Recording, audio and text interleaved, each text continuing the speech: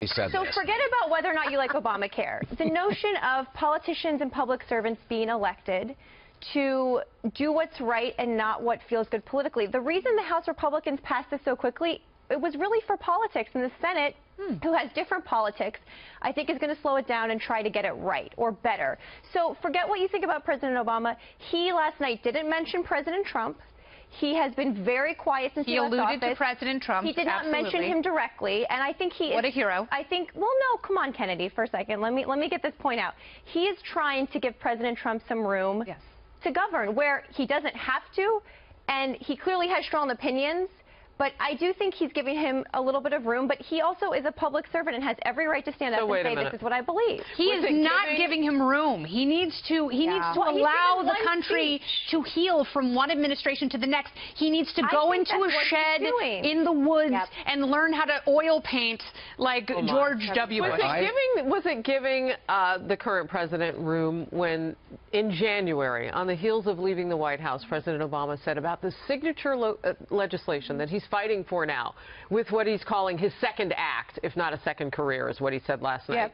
Was it giving them room by telling his own party, don't rescue the Republicans on this? That's not giving anybody room. That's not courageous. That's throwing shade in epic proportion. I think, well, also, President Trump, since that time, has called President Obama some really awful things. So everybody's throwing shade at everybody, and I think President Obama is trying to find the right balance between speaking out when he believes in something and giving a new administration some room. It's a hard balance. The idea that this is all, no, let me get in here. The idea that this is all like altruistic and courageous when David Letterman's giving you this award surrounded by Kennedys. David Letterman didn't give him this award. David Letterman was there. Kennedys did. David Letterman actually physically handed it to him and said, I watched it. President Kennedy's family did. He should get it, quote, every year. So give me a break with this if this is all altruistic. This is about his legacy unraveling. It's emotionally manipulating the American public. I referenced Mary Catherine Ham earlier in her piece and being charged $3,000 a month in premiums. A lot of people have been hurt really hard by Obamacare. So the idea that it's just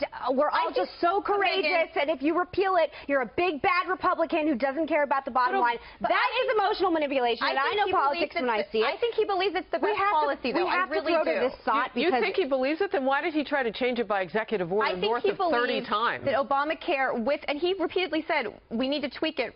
We want to tweak it. Okay, I will say this. We have to go to this side. Okay, and then let me tell you this. Obamacare was tanking in October. That's why Donald Trump became president, thanks in large part to Jonathan Gruber, the architect of Obamacare, who had this to say to Chris Wallace. That's not why. Look, and whose fault is this? Before President Trump was elected, there were no counties in America that did not have an insurer. Since President Trump's been elected and massively... Wait. You're going to blame the problems with Obamacare on President Trump?